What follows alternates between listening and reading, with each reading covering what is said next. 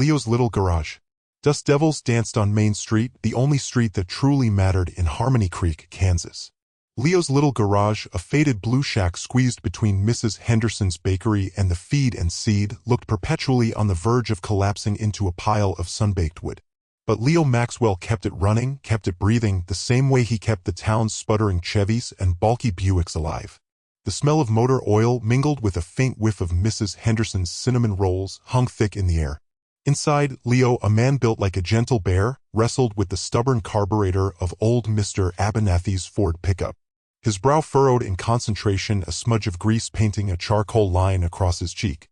"She's a feisty one, Mr. Abernathy," Leo said, his voice a low rumble. He tightened a bolt, then another, his large hands surprisingly deft. "But I think I've got her singing again." Mr. Abernathy, a wiry man with eyes that twinkled even behind thick glasses, leaned against the doorway, watching with admiration. "You always do, Leo. Always do. Don't know what this town would do without you." He gestured towards the tools scattered around the garage floor. "Say, you charging extra for the holiday weekend?" Leo's ears flushed slightly. He wiped his hands on a rag, avoiding the old man's gaze. "Just the usual, Mr. Abernathy. Wouldn't dream of it." He knew Mr. Abernathy was living on a fixed income, same as half the folks in Harmony Creek. An hour later, after Mr. Abernathy had driven off with a wave and a grateful honk, Leo locked up the garage. The setting sun cast long shadows across the dusty street. He walked the 2 blocks home, his shoulders slumped with weariness. Their small, weather-beaten house was filled with the aroma of Mabel's pot roast. The sound of children's laughter spilled out the open windows. Leo's heart lifted a little. Mabel, his anchor, his rock, always knew how to chase away the shadows. Inside, chaos reigned. 10-year-old Billy was building a tower of blocks precariously close to the edge of the table, while 6-year-old Lily colored furiously in a coloring book, her tongue sticking out in concentration. Mabel stood at the stove, stirring the pot roast with a practiced hand. "Hey, handsome," she said, turning to greet him with a warm smile that crinkled the corners of her eyes. "Rough day?" He shrugged, kissed her briefly, and ruffled Billy's hair. "Just the usual. Mr. Abernathy's carburetor gave me a run for my money." Dinner was a boisterous affair. The kids chattered about their day at school, Mabel recounted a funny incident at the grocery store, and Leo mostly listened, content to be surrounded by his family. But beneath the surface of normalcy, a tension simmered. As they cleared the table, Mabel leaned against the counter, watching Leo stack the dishes. "Honey, Mrs. Henderson stopped by today. Said she saw you fixing Mr. Abernathy's truck. Said you barely charged him anything." Leo sighed. "He's a good man, Mabel. Can't take advantage." Mabel's voice was gentle but firm. "Leo, we need to talk about this. We're barely making ends meet. Billy needs new shoes and Lily's birthday is next month. You can't keep giving away your services." He knew she was right. He just couldn't bring himself to squeeze every last penny out of people who were already struggling. It wasn't in his nature. He turned to face her, his eyes filled with a mixture of love and worry. "I know, Mabel. I'll try. I promise. I just want to help." A rainy Tuesday. Rain lashed against the windscreen, blurring the already dismal Tuesday morning into a watercolor mess. Clara Sterling gripped the leather steering wheel of her low-slung Aston Martin Vantage, her knuckles white. The engine coughed, sputtered, and died for the 5th time in as many minutes. "Come on, darling," she muttered, more to the car than herself, twisting the key again. Nothing. Just the pathetic whimper of a dying battery. She yanked the gearshift into park and killed the ignition. Letting out a frustrated huff, she leaned back against the headrest. This was not how she envisioned starting her day. An important meeting with potential investors loomed, and she was stranded on the outskirts of town in a downpour that could rival Noah's flood. Through the sheeting rain, she spotted it. A small, slightly dilapidated garage with a flickering neon sign that read, "Leo's Garage, Honest Repairs." Honest. That was a laugh. Every mechanic she'd ever encountered saw her as a walking ATM. But she was out of options. Clara grabbed her Burberry trench coat from the back seat, pulled it on, and braved the deluge. The wind whipped the rain into her face, plastering her hair to her forehead as she dashed across the slick asphalt. The garage door was partially open, revealing a dimly lit interior cluttered with tools, spare parts, and the aroma of oil and gasoline. A man, his face smudged with grease, was hunched over an engine block, a wrench in his hand. He looked up as Clara entered, his brow furrowing in what might have been surprise or perhaps just weary resignation. He was younger than she expected, early 30s maybe, with tired eyes and a stubble that suggested he hadn't slept much lately. "Can I help you?" he asked, his voice rough around the edges. "I certainly hope so," Clara said, shaking the water from her coat. "My car just died about 100 yards back. Aston Martin. Black. Making very unhappy noises before it gave up the ghost." Leo wiped his hands on a rag, leaving a dark streak across his cheek. "Aston Martin, huh? Those aren't exactly my bread and butter around here." He gestured around the cluttered space. "Mostly I deal with beat-up pickups and family sedans." "Well, today's your lucky day," Clara said, managing a tight smile. "Unless you'd rather watch me get soaked to the bone while my investors lose interest in a multi-million-dollar deal." Leo sighed, running a hand through his already disheveled hair. All right. Let's take a look." He grabbed a large, battered umbrella from a corner and held it open for her. "Name's Leo, by the way." "Clara," she replied as they stepped back out into the rain, the garage door creaking shut behind them. She watched him assess her car, his gaze lingering on its sleek lines for a moment before he popped the hood. He didn't whistle or make some ridiculous comment about its value. He just started checking connections, his movements efficient and knowledgeable. Maybe, just maybe, she'd found an honest mechanic after all. An unexpected delay. The Aston Martin, gleaming even under the harsh fluorescent lights of Leo's garage, looked utterly out of place. Clara Sterling, perched anxiously on the edge of the waiting room chair, looked even more so. Leo, wiping grease from his hands with a rag that had seen better decades, circled the vehicle, listening intently to the rhythmic coughs emanating from under the hood. It sounded like a lung struggling for air. He popped the hood and the scent of hot oil and singed rubber assaulted him. He whistled softly, a low, tuneless sound. "Well, that's not good." Clara, already brittle with impatience, rushed forward. What? What isn't good?" "I have a meeting in. Well, I had a meeting an hour ago." Her voice cracked slightly. Leo straightened, holding up a grimy finger. "Timing chain's gone. Snapped clean. Lucky it didn't do more damage, honestly. These engines are particular." He ran a hand through his perpetually disheveled hair, leaving a streak of grease in its wake. Clara stared blankly. "Timing chain? Is that bad?" "Bad enough," Leo said, with a sigh. "It's what keeps the engine's rhythm. Valves opening and closing in time with the pistons. Without it, things get chaotic." He gestured vaguely at the engine's exposed innards. "Needs a new chain, new guides, probably check the valves while we're in there." "It's a job." Her shoulders slumped. "A job like a quick fix or?" Leo winced. He hated delivering bad news. "No, ma'am. Not quick. We're talking 6, maybe 8 hours if I can get the parts today. Special order, most likely." He glanced at the clock on the wall. 3:17 p.m. He was supposed to be at Benny's Burgers by 6, picking up the evening shift. Needed the extra cash for Sarah's braces. Clara's face crumpled. 8 hours? But the meeting, it was crucial. A partnership, everything I've been working towards. She trailed off, her voice thick with frustration. He felt a pang of sympathy. He knew that feeling, the weight of expectation, the fragile balance of opportunity. He looked back at the Aston Martin, its sleek lines now seeming to mock him. He could call Benny, tell him something came up. Again. Benny wouldn't be happy. He was already skating on thin ice, always asking for favors, always struggling to charge what he was worth. "Look," he said, his voice softer now. "Let me see what I can do. I can call around, try to get the parts expedited. But it's still going to take time. And it won't be cheap. These aren't exactly off-the-shelf components." He hesitated. 8 hours. He could kiss that extra money goodbye. "But I can get you back on the road." He just had to decide what road he'd be taking himself. Honesty and hard work. Leo was a whirlwind of focused effort, fatigue forgotten as he battled the recalcitrant engine. A smudge of grime bisected his forehead, the metallic bite of motor oil permeated the cramped space as he fought with a seized bolt. He pledged to get Clara's car operational, and honoring his word was paramount for Leo Maxwell, even at the expense of his depot shift. A grunt escaped him as the bolt finally relented, exposing the fuel injector, riddled with corrosion. Nearby, Clara wore a groove in the concrete floor, her phone an extension of her ear. Leo tuned out her increasingly agitated monologue, channeling all his focus into the repair. Each wire secured, each connection tightened.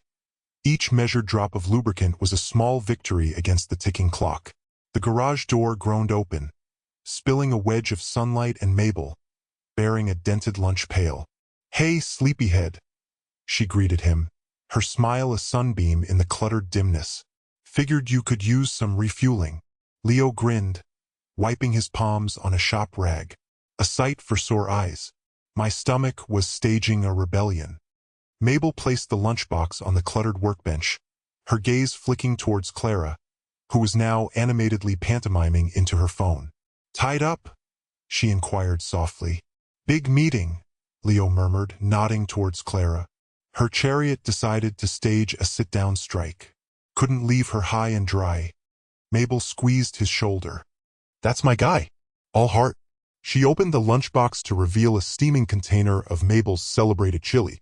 The piquant fragrance vanquished the reek of oil and steel. Clara finally terminated her call with a frustrated snap of her phone, her face a study in dismay. I'm catastrophically late, she lamented, raking a hand through her tangled hair. This is turning into a train wreck. She observed Leo at work, his movements precise and economical, a study in contrast to her own frenetic energy. No rushing, no shortcuts. Just methodical repair. What's the damage? She asked, a thread of desperation woven into the question. Leo hesitated, lines forming on his forehead.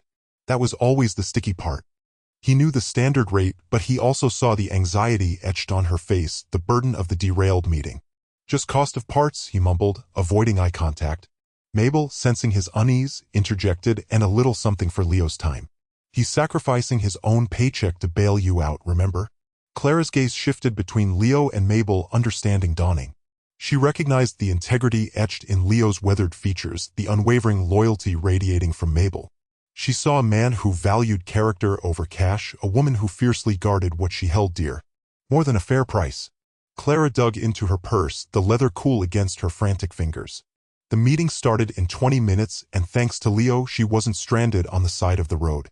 She extracted a thick wad of bills, peeled off several, and extended them towards him. This is more than fair for saving my skin like that. Leo wiped his hands on a rag, the grime a roadmap of his day. He glanced at the money, then back at Clara, a faint line appearing between his brows. Ma'am, I appreciate the thought, but I can't take that much. I charged you a fair price for the parts and labor. That's all I need. But you gave up your shift. You could have been making money at the garage. Clara pressed the bills closer. The engine purred softly now, a stark contrast to the panic still thrumming in her chest. Think of it as a bonus for extraordinary service. Leo chuckled, a low, rumbling sound. My wife would probably appreciate a bonus, but no. Mr. Henderson at the garage understood. Family comes first. And besides, he added, a wry smile tugging at his lips, someone had to rescue the damsel in distress. Clara lowered the money, a blush creeping up her neck. He was making her feel guilty? For trying to give him money? Still, she insisted, but her voice lacked its earlier conviction. You went above and beyond. Are you sure? He shook his head, his gaze steady. More than sure. I wouldn't feel right taking it. I have to be able to look myself in the mirror, you know? Clara shoved the money back into her purse, the snap of the clasp echoing in the sudden quiet. Okay, she said, a touch of awe coloring her tone. Okay, I understand. But what do you dream about, Leo? If it wasn't just about fair prices and family? Leo leaned against the hood of her car, the setting sun painting the dust motes dancing in the air a golden hue. He looked at her, a flicker of something unreadable in his eyes. I dream of having my own shop someday. A place where people know they can trust me. Where I can train young mechanics, teach them the right way to do things. Honesty goes a long way, you know? More than most folks think. He paused, a small smile playing on his lips. Maybe even restore classic cars. I've always had a soft spot for a '67 Mustang. An offer he couldn't refuse. Clara's silk scarf snagged on the rusted handle of the garage door, the force nearly ripping it from her neck.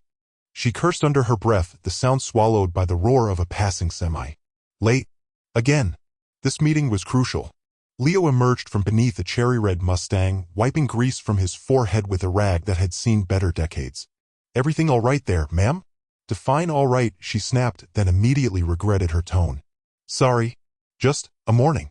She smoothed down her already pristine power suit, a futile attempt to regain composure. I need to talk to you. It's important. He straightened, a wary look replacing his usual gentle smile. About the car? Not exactly. Clara paced, the gravel crunching under her Louboutins. She needed to lay this out perfectly. I've been thinking about your operation here. And your rates. You're practically giving away gold. Leo shrugged. Gotta be fair. People are struggling. Fair doesn't build empires, Leo, she countered, then winced. Too harsh. Look, I have a proposition. A mutually beneficial one. She plunged on, explaining her vision, a network of high-end restoration shops specializing in classic cars but incorporating cutting-edge technology. A seamless blend of old-world craftsmanship and modern efficiency. A place where a '57 Chevy could get a diagnostic scan worthy of a Tesla. Leo listened, his expression unreadable. He leaned against the Mustang, arms crossed, the grease-stained rag forgotten in his hand. The problem, Clara continued, her anxiety bubbling again, is finding someone who actually knows what they're doing with these vintage engines. Someone with soul? Someone who isn't just going to throw a bunch of aftermarket parts at the problem and call it a day. Someone like you. She stopped pacing and met his gaze. I want to fund your dream garage, Leo. State-of-the-art equipment, a showroom, the works. In exchange for your expertise, you become my head mechanic, my guru. We partner up. Silence hung heavy in the air, thicker than the exhaust fumes. Leo's jaw worked, but no words came out. His eyes, usually crinkled with amusement, were wide with stunned disbelief. Finally, he found his voice, a low rumble. You want, what? To build me a fancy garage? Why? Because you're brilliant and you're wasting your talent here, she said, more forcefully than intended. And because I need you. Frankly, I'm desperate. He pushed himself off the car, taking a step back. I don't know what to say. I've got a family, Clara. A wife who works nights at the diner just so we can make ends meet. I can't just up and leave. The thought of the responsibility she was offering, the potential for a life beyond scraped knuckles and late nights, warred with the comfort of his routine, the familiar scent of oil and metal. Clara's shoulders slumped, the carefully constructed facade crumbling. She checked her watch. Damn. Think about it, Leo. Please. I'll be in touch. She spun on her heel, the silk scarf now a swirling flag of defeat, and marched back to her car, leaving him standing there, speechless, amidst the ghosts of engines past. Taking a leap of faith. The smell of Mabel's pot roast clung to Leo as he walked in, a comforting aroma that usually soothed the day's worries right out of him. Tonight, it barely scratched the surface. He found her humming in the kitchen, wrestling with a particularly stubborn potato. Rough day? She asked, not looking up. He slumped onto a stool. You have no idea. He watched her meticulously dice the potato, the knife a blur in her practiced hand. Remember that woman I helped? With the broken-down car?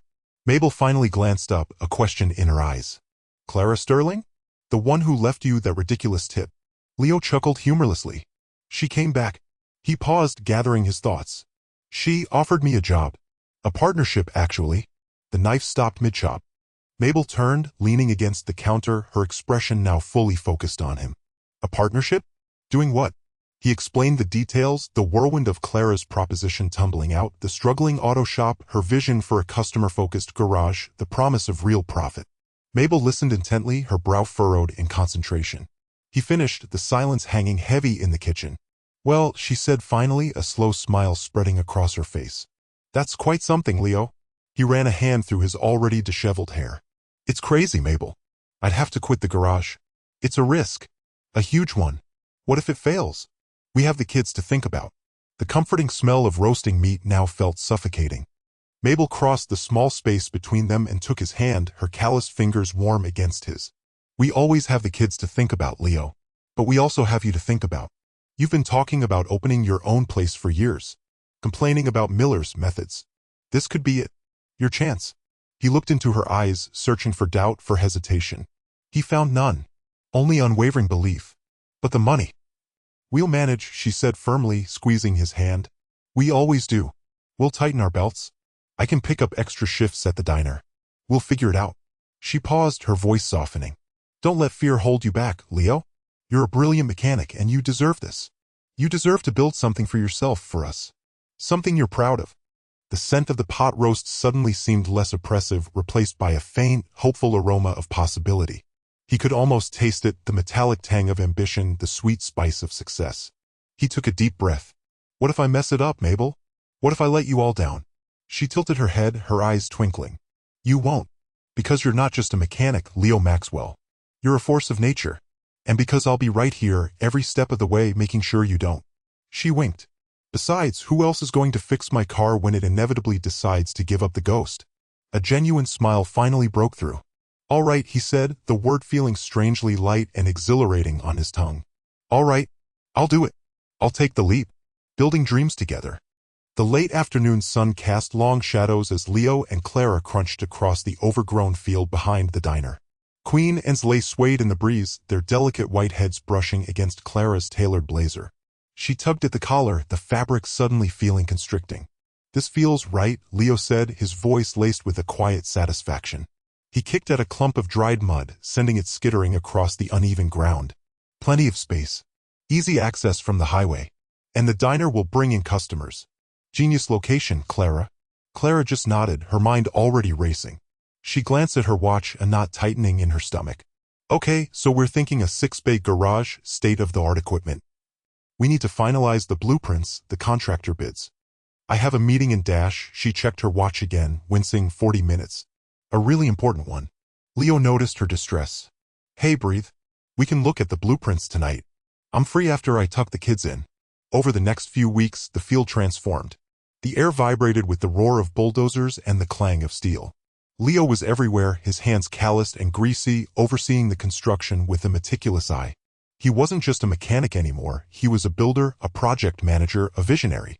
He argued with the contractors about the thickness of the concrete, the placement of the electrical outlets, the angle of the ramps. Clara, when she could escape from her own demanding world, watched him with a mixture of awe and relief. One particularly sweltering afternoon, Clara found Leo perched on a stack of lumber, wiping sweat from his brow with a bandana. The garage's skeletal frame loomed behind him, a promise etched against the azure sky. The roofing crew wants to use cheaper shingles, Leo said, his voice rough with fatigue. Says it'll save us a few thousand. Clara frowned. But will they last? We're not cutting corners, Leo. This place needs to be built to last. Leo sighed, running a hand through his already disheveled hair. I know. It's just, I'm trying to keep costs down, so we can charge fair prices. So people like Mrs. Gable can afford to get their breaks fixed without having to choose between that and putting food on the table. Clara understood. Leo's struggle with pricing was a constant battle, a tug-of-war between his business sense and his compassionate heart. She sat down beside him on the lumber, the rough wood pressing against her slacks. We'll figure it out, she said, her voice firm. We'll offer discounts, payment plans, whatever it takes. But we're not sacrificing quality. This garage is our statement. It's proof that you can be successful and still be good. Leo looked at her, a flicker of something that felt suspiciously like hope in his tired eyes. Building dreams together, huh? Building dreams together, Clara echoed, a genuine smile finally breaking through her anxiety. Even if she was going to be late. Again. Maxwell and Sterling Auto. The grand opening of Maxwell and Sterling Auto was a blur of checkered flags, the smell of Mabel's apple pie and the enthusiastic chatter of half the town. Leo, usually reserved, found himself grinning until his cheeks ached, shaking hands with folks he'd known his whole life and some he'd only seen from afar. The new garage, a far cry from his cramped shed, gleamed under the late afternoon sun. 3 bays stood ready, tools neatly organized on gleaming metal walls, a testament to Clara's insistence on efficiency. Inside, Clara paced, her expensive Italian leather heels clicking sharply on the polished concrete floor. Her silk scarf, usually a vibrant splash of color, felt like a noose tightening around her neck. She was already 20 minutes late for the meeting, a meeting that could land Sterling Investments its biggest client yet. She glanced at Leo, bent over a sputtering engine, his brow furrowed in concentration, a smudge of grease on his cheek. He looked utterly, blissfully happy. Leo, she called, her voice sharper than intended. He straightened, wiping his hands on a clean rag. Everything all right, Clara? I'm late. Terribly late. This meeting, she trailed off, then sighed. Never mind. Just business. Leo frowned. Is everything okay with the deal? You seemed stressed earlier. Clara waved a dismissive hand. Just the usual high-stakes drama. I'll manage. She hesitated, then added, listen, about the pricing, are you sure you're charging enough? That old Buick you're working on, for instance, Leo's smile faltered. Old Mrs. Henderson. She's been coming to me for years. Can't bring myself to charge her the full rate. She's on a fixed income, Clara. Clara's frustration spiked. Leo, we're running a business here, not a charity. We need to be profitable. He met her gaze, his eyes steady. We also need to be fair, Clara. Honest. That's what you said mattered. Clara deflated, the tension leaching out of her. He was right. It was what she had said. She scrubbed a hand across her forehead. Just try to find a balance, okay? I have to run. She grabbed her briefcase and hurried toward her car, the engine roaring to life as she peeled out of the parking lot. Later that evening, after the last well-wisher had departed and the garage doors were finally closed, Mabel found Leo sitting on the porch swing, staring up at the stars. "Tired?" she asked, settling beside him. He nodded. "Good, tired. But it's a lot, Mabel. More than I ever imagined." Mabel took his hand, her callous fingers squeezing his. "You're doing great, Leo. The garage is beautiful. And you're making people happy." He leaned his head against her shoulder. "Clara's worried about the money. I get it. But I don't want to lose sight of what's important." "You won't," Mabel said, her voice firm. "You've got a good heart, Leo. That's the most important thing." Inside, their children laughed, the sound echoing through the open windows. The scent of Mabel's apple pie still lingered in the air. The future stretched before them, uncertain but bright with possibility. Leo knew with a certainty that warmed him from the inside out that whatever challenges lay ahead, they would face them together. And maybe, just maybe, they could make a difference, one honest repair at a time.